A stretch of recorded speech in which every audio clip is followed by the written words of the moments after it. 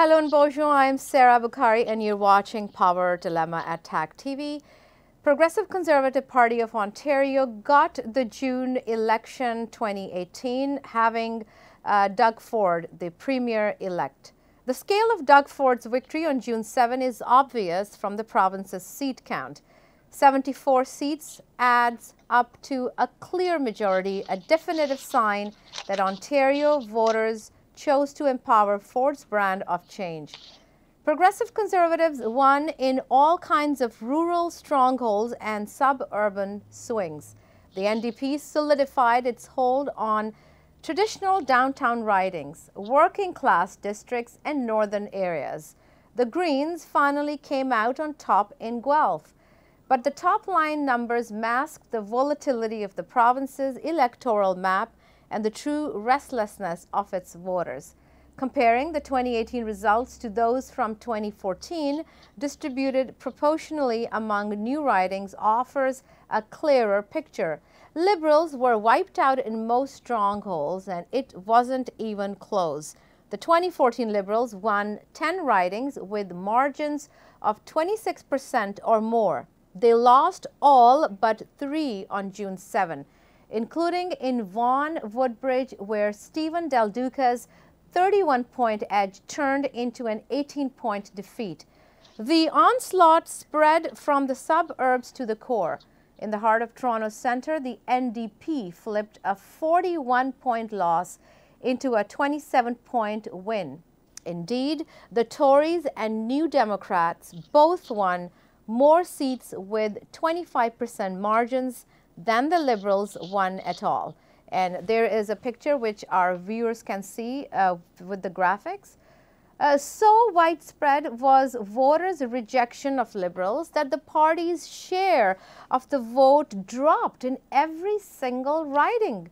Their biggest slide came in Sault Ste. Marie, where their share of votes dropped 48.57 points from 2014 to less than 10%. The NDP vote jumped 15 percentage points and the PCs vaulted more than 20 points. In 2014, the Liberals finished first or second in 110 ridings. This time, they finished worse than second in 90 out of 124 ridings. The NDP finished first or second in only 49 ridings in the last election. This year, the party more than doubled that number to 99. Ford's PCs finished out of the top 2 in only a dozen ridings combined. So these were a few facts about various ridings. Let us dissect the June 7 election, talk about what happened, how did the PC got their win. We have our regular commentator, Mr. Ari Laskin of Capitol Hill Group. Welcome to my show, Ari. Thanks so much for having me, Sarah. And congratulations on the Progressive Conservative Party's big win. Well, thank you. And I think the real congratulations goes to the people of Ontario, who are the big winners in this election. So that is so true. So, you know, our show, Power Dilemma, has been predicting that there would be a big win for the PC party. So do you think all of us were right, particularly our panelists? Well, I think that a lot of what we had spoken about over the course of the past few weeks showed that it actually resulted in the election success. My own opinion on this, I think that I was a little taken aback when I saw the degree of victory and dominance that the Ontario PC party had during this past June 7th election. That was a surprise to me of the amount of support that the Tories had there. Mm-hmm. It was even more, I believe, than what we predicted. But there were a few ridings in GTA which lost, particularly Humber Black Creek River and a few others, I believe. What was the reason behind those? And they were taken mostly by NDPs. Yeah, so the NDP put forward a very strong argument for urban voters. They had an urban-centric approach to governance. They wanted to see more people that were in the lower income brackets be able to bring their income levels up a little bit higher.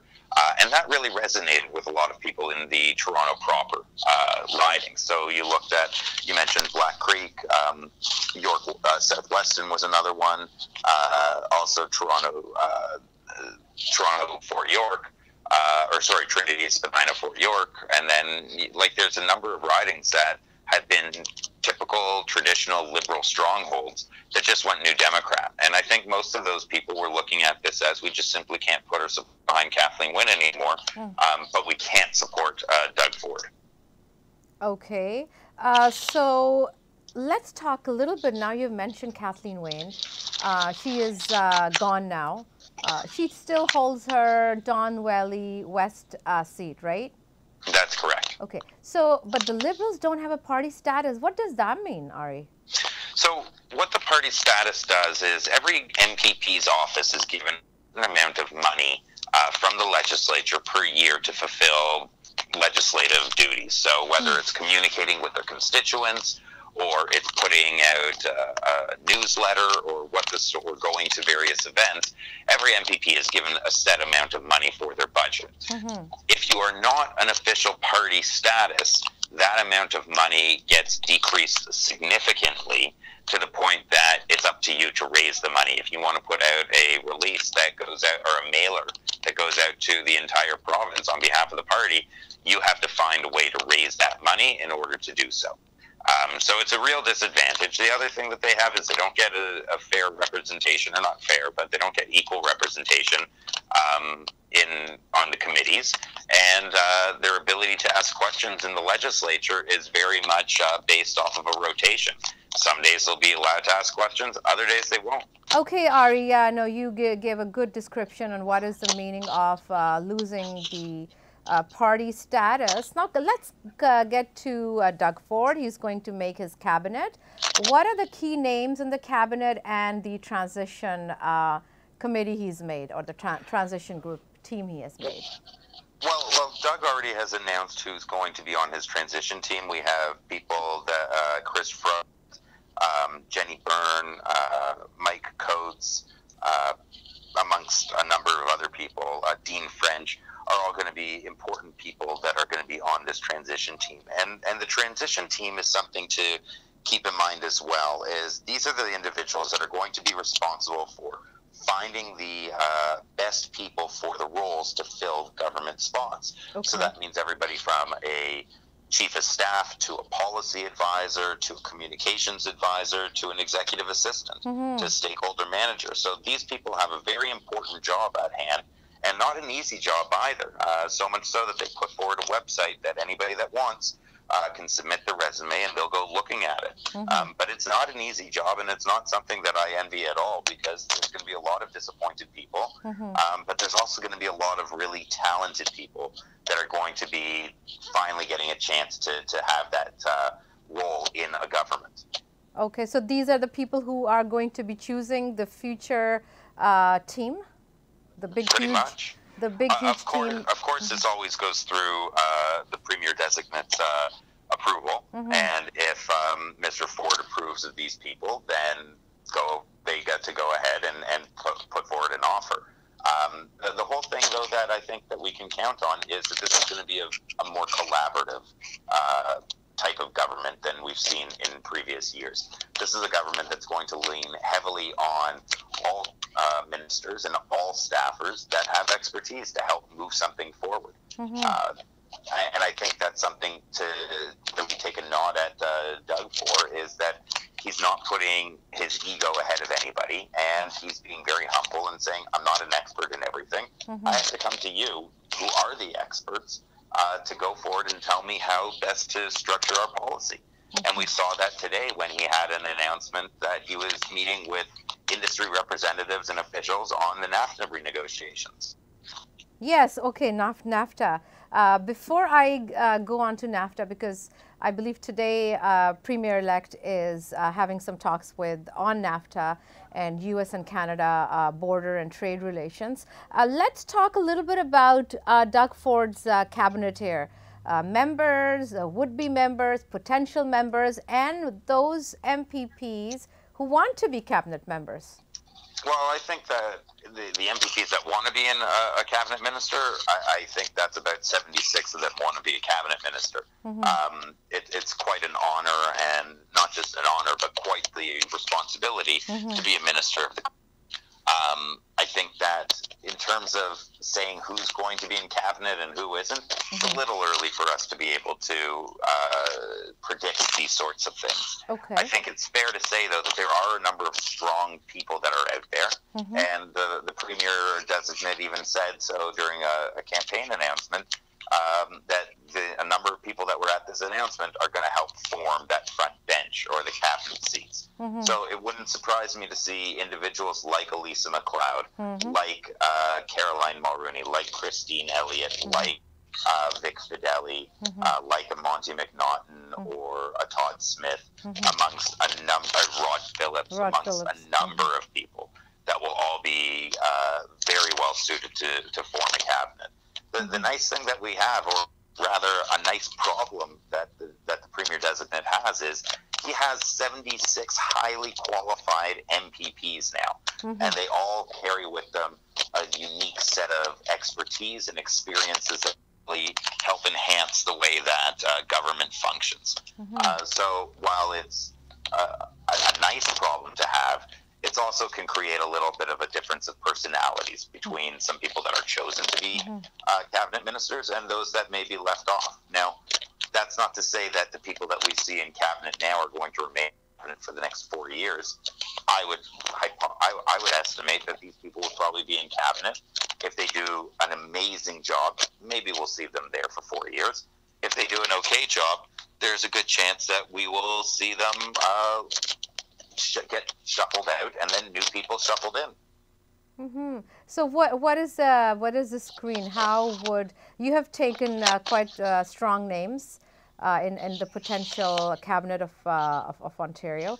What is the measuring stick here? How to get into cabinet? Well, I think that's really up to a leader and an individual, and each individual leader has their own yardstick or meter stick or measuring stick, whatever term we want to use these days, to say if this is going to be a good candidate for a cabinet minister, or this is somebody that I don't want to have in my cabinet. Every leader has their own personality, their own style, their own focus, and their own issues. I think if you were to look at former Prime Minister Stephen Harper, he was in office for a better part of a decade. He went through a number of cabinet ministers, and that's because as time went on, different needs arose and different personalities were necessary. So when you had a lot of crises with environment, he put somebody who was very well spoken and very articulate and overall really well liked, Peter Kent. When the crises with the environment ended, Mr. Kent was shuffled out and somebody else was put into that position. I would assume that something similar like that will take place under a Ford administration. Okay, it's very interesting to see the developments in the upcoming days. And June 29th is the date when all the MPPs and the Premier-elect will take the oath? That's correct. Our understanding is June 29th is when we'll find out what the government looks like. That's the official handover day. When the Liberal former government officially hands the proverbial key over to the Conservatives, and they take their new offices. But I would suspect that we're going to hear some more rumors and some leaks that are going to be coming out in who would be a serious candidate for a cabinet position. Okay, interesting developments in Ontario. So I was just going through Toronto Star, and one of the articles writes that Doug Ford and the Ontario PCs have their victory, but it will not be easy to govern an angry democracy. What does that mean?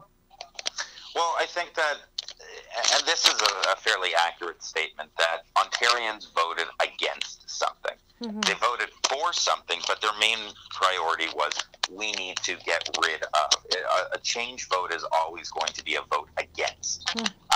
In this case, it was a vote against the Liberal government. And so he has, Doug, this is, the Premier designate, has a very angry populace right now that really wants to see some change. If you look at the people that traditionally would be supportive of the Liberals that now voted for the Conservatives, you look at some of the top business people that are just getting sick and tired of having their bottom line constantly cut into for these social programs that really are canceled and don't accomplish anything. So the hydro rates are constantly going up, tax rates are going up, minimum wage is going up. And at the end of the day, these business owners are told, well, you just have to sort of suck it up and take it. And now you have this anger that's there. You have somebody new that's come in. The first thing that people are asking is, well, you promised 10 cents are going to be taken off of my gas, off the gas at the pumps. I went to the pumps yesterday and I still have that 10 cents on. What gives? When is this happening? So Premier-elect or designate Ford really has a tough uphill battle, to say the least, in terms of calming down the Ontario electorate. So this piece in Toronto Star also writes that voters didn't care that there was a change in the Conservative leader just weeks before the campaign kickoff. They didn't care about personal Ford family matters. They didn't care about the lack of a fully costed policy platform, and they didn't care about the inexperience of the leader. How would you term that? I would say that's 100% accurate. It really was a change vote. It really was a vote on, we need to get her out of here. We don't really trust that the NDP are going to manage things properly. And we know that the Conservatives typically are a very predictable lot of people in terms of how they're going to position various pieces of their policy. So we'll stick with them. It wasn't a vote for, it was definitely a vote against somebody, and nobody really cared who the leader was. They just wanted to see Kathleen win out and a fiscally responsible, or fiscally focused rather, party in place. So the PCs are in power after 15 long years. How are the PC activists, Progressive Conservative Party activists, are feeling? I think they're still trying to sober up from their parties that they've been having over the course of the weekend. I know that a number of activists are looking for jobs in the new administration, and the administration has put forward a website to collect all of these resumes. And there's people out there that are very energetic and enthusiastic. And the comment that I've seen most overwhelmingly was, we got Ontario, now we have to get to Ottawa. So I think people are already starting to gear up for the federal election, which is happening October 2019. Exactly. And I was at an event yesterday with Conservative leader Andrew Scheer, and most of the people say that he could be the next Prime Minister. What do you think? Is 2019 looking good for the Conservatives? Because Ontario is all blue. So, yeah. What do you think 2019? Here's a fun fact. In Canadian history, we've never seen a Conservative Prime Minister, a Conservative Premier, and a Conservative Mayor of Toronto. Oh, okay. So whether people say that Mayor Tory is a Conservative or not, I'm going to say he's a Conservative because that's where his party stripe is. If Mr. Scheer is able to pull off a victory in 2019 and Mayor Tory is able to hold on to his seat as mayor, I think that would be the first time in history we would have seen blue, blue, blue all down the line. I think the chances for Mr. Scheer and the Conservative Party of Canada are pretty high right now. Yeah. These NAFTA negotiations are probably hurting the Conservatives, only because the Liberals are looking really strong coming out of it. And they're all going to have some difficulties, I would say, going forward, especially with President Trump. But I think that the Tories are looking pretty strong right now, and it's something that they still have about a year to go. So anything can happen. And I think the Ontario PC Party is a great example of, it doesn't matter how close to the election you are, anything can happen. Yes, because it was, remember, a few weeks back, We it had was Patrick neck to Brown, neck. and then we had Vic Fideli, and then now we have Doug Ford. Yes, a few weeks back we had a neck-to-neck NDP and PC tied, and it was very interesting. And you know, PC party got the win. Yeah, so Ari, it's very interesting to discussion about the PC win. But our viewers would like to know about the NAFTA talks. I'm going to do an entire show next week on the NAFTA issue around U.S.-Canada relations. So give our viewers a little take, a brief summary on NAFTA, President Trump, and what Prime Minister Justin Trudeau has to say. Sorry. Well, I think that right now you're looking at two parties that are fairly far apart. President Trump has been posturing and putting forward statements that unless Canada removes its supply management regime over dairy, then they're not going to be doing anything backing down on the tariffs. Canada does have a supply management regime wherein the amount of dairy products and milk and cheese in particular being produced is very limited. And that also is heavily subsidized by the government of Ontario, or government of Canada, rather. So there are some disagreements in terms of how that has to go forward, and that's something that they need to come to terms with. I think, though, that you're seeing in Canada, at the very least, all three parties sort of on the same side, that the government of Canada has to stand up for Canadian workers and Canadian industries. In States, you have the president saying, well, we're not going to do anything. We're just going to have our own negotiations, and we're going to have an isolationist economy. There's talk right now about negotiating a bilateral agreement with Canada and the United States, and then an agreement between the United States and Mexico, and then another agreement between Canada and Mexico. So you get a sort of a NAFTA type of relationship in a cute by half measure. I think we're in a really turbulent time right now. As international trade goes, and cooler heads need to prevail if this is going to go anywhere. Okay, it was so good to talk to you, Ari, and we will talk to you next week. Thank you. Sounds good. Yeah, and that was Mr. Ari Laskin of Capitol Hill Group. Right after the break, we're going to talk to one of our other panelists on the Progressive Conservative Party win in June election. Stay tuned.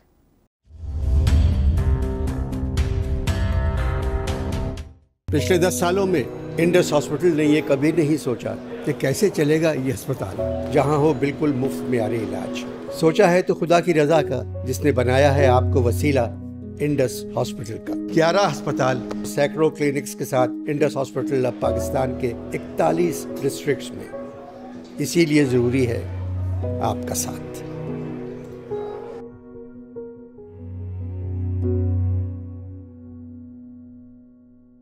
क्या आप जानते हैं कि एक हदीस के मुताबिक खजूर की एक खास किस्म अजवा की गुठली तवानाई बख्श होने के अलावा दिली अमराज से बचाव और शफायाबी के लिए भी अक्सीर है। ये बात अब जदीद साइंसी तहकीक से भी साबित हो चुकी है। ग्रीनिश नेचुरल हेल्थ लाया आपके लिए आला तरीन अजवा खजूर की गुठलियों से तैयार करदा पाउडर बॉन केयर। इस रमजान में सहर और इफ्तार के वक्त बॉन केयर को अपनी मामूल में शामिल कीजिए और रमजान के बाद भी इसे अपनी खुराक का हिस्सा बनाए रखिए। Bon care, a product of greenish natural health.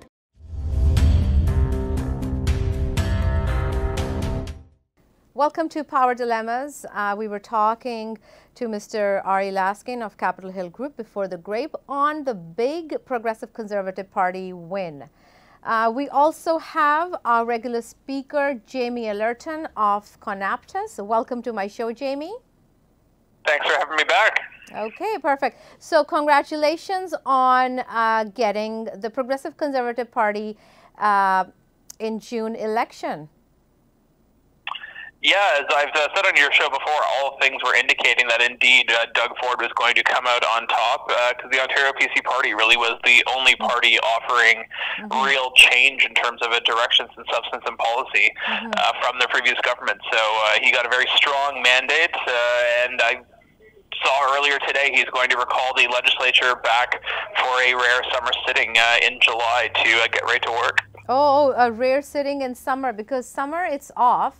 Legislature is done. How you say it? The legislature rises up. This is how we call it? Yeah, the House rises or recesses for the summer, kind of both terms get used. Oh, and he's calling his MPPs, a team of MPPs, newly elected MPPs, for a sitting, eh? Yes, I think like one of the things this really shows is just how serious Premier Designate Ford is to getting to work. There are going to be a lot of new MPPs in the legislature just this session, not only for the Ontario PCs, but also for the NDP. And so, although it is rare to see the legislature sit in the summer, given that all these new members of provincial parliament are already going through a big transition, I don't think they're going to mind spending more time there and really getting their feet under them and getting down to work. The Ontario PCs are obviously going to want to be delivering on their agenda, and the NDP are going to want to show that they are indeed going to be a formidable opposition and holding the government to account. So they will definitely probably dominate the coverage and the early discussions in the legislature. And of course, the Liberals today are electing their interim leader, and they'll be fighting to remain relevant in the discussion. So typically with slower news cycles and less attention to politics given in the summer, this will definitely be a story to watch.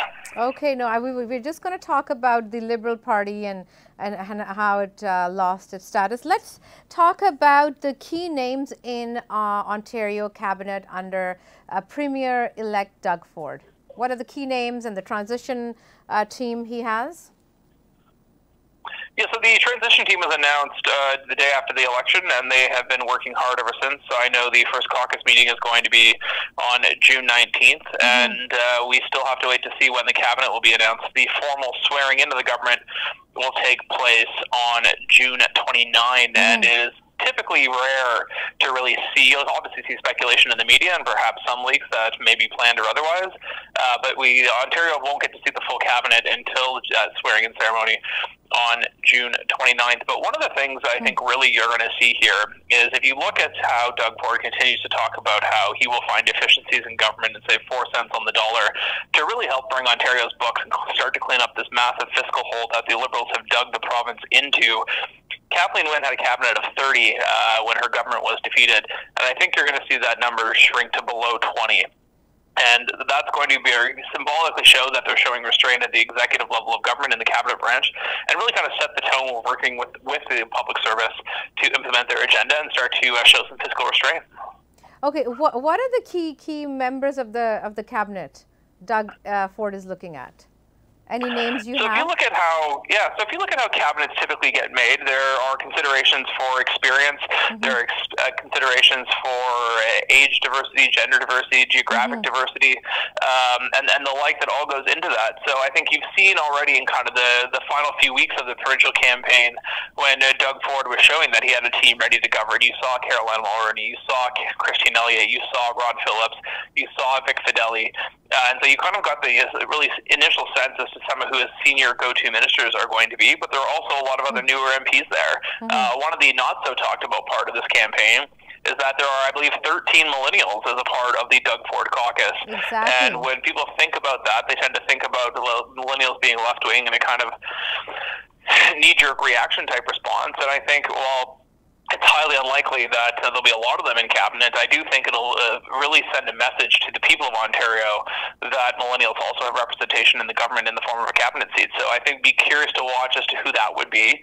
And a lot of this is going to have to get down into who's going to be able to sell the government's message. There are a lot of experienced people who have business experience and real-world experience in kind of managing organizations, entities, and regards like that. But that doesn't always translate into political success. You're going to need ministers who can withstand the political fire and withstand the political heat and do a lot of the heavy lifting that's going to be required to bring the budget back to balance while still resonating their message with Ontarians. So there will be a lot of that going into play, and where they fall, we'll all find out on June 29th. What is the role or the function of the transition team at this time, which was announced the next day of the PC win? Yeah, so transition teams kind of do exactly what their name suggests. They help build the transition from one government to the next. So they would be looking at things in terms of how the government's going to be structured, how the actual Premier's office is going to be structured, how are they going to attract the staff required to essentially staff up not only the Premier's office, but also all the ministers' offices in a very short order. they're going to be working with the senior public service to kind of get a sense as to where things stand and where they're at. What of the election promises can be implemented rather easily and implemented quickly, but also get that kind of feedback from the professional, nonpartisan public service as to what's perhaps going to take more time, and kind of do some prioritization of implementing the government's agenda that they were elected on. As a part of that as well, they'll be looking to screen caucus members and potential cabinet picks to make sure that there aren't any conflicts and people can have trust that they're going to have an ethical and accountable government that is being run. And the same will be done for senior staff. So in the early days, it's a lot of briefing, and it's kind of a lot of setting the tone. That's why you see people like Chris Froggett, who's leading it, and former Harper cabinet minister and former provincial cabinet minister John Baird at that table, because these are people who have had experience in government. They've had experience working with the cabinet process and the legislative agenda and managing a caucus or aspects of that. And they're essentially giving Doug Ford the best advice they can to set up his government for its best success. Okay, now let's talk about the Liberal Party. I don't know if I can still call them a Liberal Party. I'll call them Liberals. What is the meaning of losing party status? And I would give kudos to you, Jamie, at this point that we predicted, you and my other panelists predicted that they might lose their party status. What does that really mean? So on a day-to-day basis, it'll make it harder for the Liberals to insert themselves into kind of the media coverage and the ongoing coverage of what happens at the legislature. When you lose official party status, that means you're no longer going to be part of parliamentary committees. It means you get less questions in questions period. And it also means your leader doesn't have a leader's office budget and the staff resources that go with that. So it means there's less Liberal staffers at Queen's Park. And there's less resources kind of devoted to advancing the Liberals who were elected in the legislature. So on the one hand, it presents a challenge because obviously you want more people working towards you. The Liberals are going to want to rebound as quickly as possible from this. They're electing an interim leader today, and they will, in the weeks and months to come, choose a new permanent leader, and they're going to really get to work in that rebuilding process. But by not having those resources, in the one sense, there'll be less in the day-to-day, but it also frees up the party to really focus on longer-term renewal stuff. If you look at kind of the popularity of Doug Ford, obviously he's going to enjoy a honeymoon period as a newly elected government, and he's getting right to work. Liberals taking a step back and taking the time to truly analyze and have some tough conversations as to what went wrong, what needs to be improved, and ultimately what kind of party they want to be in the long term. This will free them up to do just that. And with the power of digital media and the ability to target and reach voters in an unprecedented way that really wasn't really possible until 5-10 years ago with the advent of Facebook and the kind of micro-targeting that now affords political parties, they're going to have to go through a massive rebirth. So in the day-to-day short front, you're going to see less Liberals from a provincial level in the daily news coverage, in the talk show panels and that sort of thing. But in the long term, they kind of get to essentially rebuild their party from scratch, while also benefiting from, of course, the federal cousins still governing the province, governing the country as Justin Trudeau's Liberals lead the federal government. Who are a few names you're looking at the leader of the Liberals provincially as Kathleen Wayne leaves? Yeah, so Michael Coteau's name gets thrown around. You also hear Sandra Pocatello, who's been out in the media potentially kicking the tires on another run. But one of the things with leadership races, especially at this point, it's people who are already known commodities and already have some name recognition in the media who you tend to hear talked about. When you look at kind of upstart candidates who might be lesser known, they are the ones who, over the course of the coming months, will have the time to crisscross the province and sell their message and sell a vision, and generally campaign for what that rebirth and renewal of the Ontario Liberal Party will look like. So the kind of people like Michael Coteau and Sandra Pocatello, who I just mentioned now, no doubt that list will grow in the coming days, but ultimately there'll be candidates who perhaps aren't on the radar of mainstream Ontarians today, who put their name forward and really bring generational and kind of a once-in-a-generational renewal opportunity that this presents to the party. Okay, let's talk a little bit about GTA and how it was all painted blue on June the 7th, but there were still a few ridings who were not blue. For example, Humber Black Creek River and a few others in downtown like Parkdale High Park. What is your take on that? I don't think that's really a surprise. If you were to overlay the mayoralty results of 2014 on an electoral map and match that with what we just saw in this provincial election, I think you'd see a lot of similarities to where Doug Ford and Conservatives did well and to where Olivia Chow and the NDP did well today. It was very clear there was a coalescing of the left side of the political spectrum around a party that they thought was their way to stop Doug Ford, and that's why you saw that in places like Parkdale High Park, Spadina, Fort York, and the inner parts of Toronto proper. But the outer part of the GTA, when the question really was, this is a changed election, what kind of change do you want? I think you saw the failure of the NDP message to really credibly convince voters that they were a government waiting and were going to bring the change that voters were so hungry for, and that's why you saw the PCs come out on top victorious. So I was just going through Toronto Star today, and one of the pieces writes that Doug Ford and the Ontario PCs have their victory, but it will not be easy to govern an angry democracy. What does that mean? Who is this angry democracy, and why is it an angry democracy? Anytime the left loses, you kind of always see their heads explode, and people come out and say they want to reform the electoral system and stop Conservatives at all cost.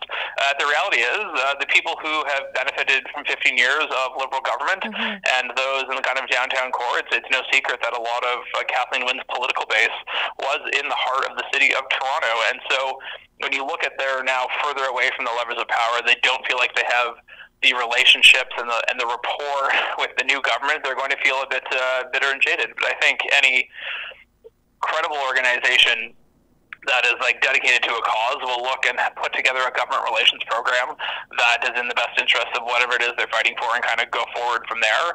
And this is also a bit of a wake-up call for the left of how they have to actually listen to voters and stop lecturing them. I think that's really a theme of what Kathleen Wynne, the government, did. It was always big aspirational things like, we're going to tackle climate change, we're going to do all this, and people saw all the costs associated with going down that road through the Green Energy Act and the like, but they saw really little of the environmental benefits and kind of looking like it was actually making a difference. So I think voters aren't looking to be lectured to. I think they're really looking for genuine change and relief, and I think the left-wing parties would do themselves a great service to do more time listening and less time lecturing. So the piece also writes in the Toronto Star that voters didn't care that there was a change in the Conservative leader just weeks before the campaign kickoff. They didn't care about personal Ford family matters. They didn't care about the lack of a fully costed policy platform. They didn't care about the inexperience of the leader. And still we have the Progressive Conservatives. What is your take on this one? I think that's a bit revisionist. I think to kind of automatically assume that Patrick Brown would have been elected as premier is, quite frankly, just not necessarily in tune with reality. If the allegations that came forward in the CTV story at the end of January had broke in the middle of the campaign, I think it's a near certainty that they would have lost, or significantly not one as certainly not one as large as the Ontario PC party did today. And if you look at how the leadership politics during the Ontario PC leadership played out, the carbon tax was very unpopular with PC members and the grassroots base, which is why you saw all four leadership candidates say they were going to revisit that policy and not impose a carbon tax. And I think if you look at the general polling, yes, I think Ontarians want to do something about climate change. They think it's a serious issue and something that needs to be done. But most people don't want to pay for it all out of their own pocket when they're not seeing others in the world actually making a difference and contributing to that. China's still opening up a new coal power plant almost weekly, I believe. And so if countries like that continue to emit at a large rate and scale, Canada, which accounts for less of 2% of emissions, it's a really hard sell for voters that they're doing something to save the planet when, quite frankly, the results just don't add up. So was it a good thing that Patrick Brown had to go and Doug Ford was elected as the leader of the PC party, and now he's premier-elect? I think when you saw what the allegations were that come forward, it would have been very hard for Patrick. He still continues to deny them, so let's set that for the record. But it would have been very hard for him to run a general election campaign and lead a party into government, having such controversy surrounding him. Of course, there was also the issue of the $375,000 loan and the affidavit, saying it wasn't actually a loan and the money didn't actually flow. And the integrity commissioner actually put out a report censuring him for operating inappropriately on those sorts of things. So I don't necessarily in itself say it was a good thing Patrick left compared to staying, but given the political circumstances, I don't think he had any other choice, which is why you saw his senior staff resign that night and go forward. The party quickly moved forward with a leadership process. Doug Ford was elected as leader of the party, and I thought the party as a whole ran a really good, disciplined campaign. They were focused on issues that were going to bring relief and change to voters and really steered that. When it came down to what kind of change do you want, when the NDP and the PCs were neck and neck in the polls in the middle of the campaign, Doug Ford was really tactful and showing like, hey, not only are you getting Doug Ford and what you know me for, because he has really good name recognition, you're also getting a team of competent people who are going to form his cabinet, and they have a lot of hard work to do. And when you kind of compare that to what the NDP did and kind of how they dealt with controversy surrounding their candidates, and like Andrea Horwath just kind of laughed it off and be like, oh, our people are really passionate about how they pursue their change. I just think that didn't add up, and ultimately voters gave Doug Ford and the Ontario PC Party a very strong mandate. On a softer note, how many parties are happening around Ontario, because it was a PC win after 15 years? Well, if there are 74 members of provincial parliament for the Ontario PC Party now, I think it's safe to say there were probably 75 parties going on across the province, one in each riding, in addition to the big one that took place at the Toronto Congress Centre on election night. But I think the parties have now stopped. It's very clear that there is a very strong desire for change. Forming a government is a tremendous honor and also a tremendous undertaking. And you saw Doug Ford get to work the very next day in announcing his transition team. He continues to kind of piece together his government. He was meeting with people from the auto sector today in the context of what the ongoing NAFTA negotiations means for that, and is also standing by Justin Trudeau and then kind of the spat he had with President Trump over the weekend. And I think you're going to see a government that is far done with celebrating, and now moving past the celebration and getting on to delivering the work that voters elected him for. You just mentioned the NAFTA negotiations. Our viewers would like to know what is going on between U.S.-Canada relations, and how is Doug Ford, making it easier for Ontario investors and business people around NAFTA? So there is a tremendous amount of uncertainty regarding the NAFTA negotiations. We saw reports back in the middle of May that they were almost at the kind of sent to the end line to getting a new agreement, and that clearly fell apart and did not materialize as people were expecting back then. And of course, we saw the president's remarks to Prime Minister Trudeau over the weekend, and I think the Prime Minister has responded how he needs to in terms of pushing back and saying Canada isn't going to roll over, and they're going to continue to fight for Canadian interests. I think one of the things we've seen on the NAFTA file, unlike most other political issues, is really the unanimity across the political spectrum of both the NDP and the Conservatives supporting the federal Liberal government in this crucial trade deal that's not only of interest to the Canadian economy in a kind of a macro sense, but also it means real jobs and real opportunity for people across the country. And if you see NAFTA kind of go, that'll be huge ache and huge trouble for the not only the Ontario economy but Canada at large. With the ongoing negotiations, I think one of the things that's increasingly clear, Donald Trump was elected on a mandate to quote-unquote make America great again, and he really wanted American companies to bring capital back into the country and invest in America. And by the uncertainty that the ongoing NAFTA negotiations creates, it means companies are going to be less likely to put investment dollars into Canada or into Mexico to invest in the capital infrastructure and equipment required to kind of grow business that way, and they'll probably keep their dollars at home. And when you pair that with what the Trump administration did with the tax cuts, you have a lot of companies, both large and small, that are flush with cash, and they're putting that back into the American economy, and you're seeing that in the job numbers. So the longer that uncertainty of the NAFTA negotiations continues to hang over their head, it makes it harder for business people to make business decision makers to make their decisions as to where they're going to invest their money. And so for American companies, that probably means that money staying in America, and that's not a good thing for Canada. Okay. We're going to talk to you next week on further developments in the newly elected team of MPPs and our Premier-elect Doug Ford. Thank you so much for being with us today. Thank you. Okay. So folks, a Progressive Conservative Party won the June 7th election. It is a progressive conservative / a conservative government in Ontario after 15 long years. Future days and weeks are very important to look at because a cabinet will be formed, and our very worthy panelists talked about who could be and who couldn't be. And there's a very strong and hardworking and committed team of newly elected PC MPPs, and they have a lot of work to undertake in coming weeks and coming months. And we just heard that Premier-elect Doug Ford has called the Parliament to work in the summer, which is a rare event, doesn't happen, which really shows how committed the Progressive Conservative Party is for the province of Ontario, which is our province, which is your province. With this, I will sign off. I will see you next week. Ciao.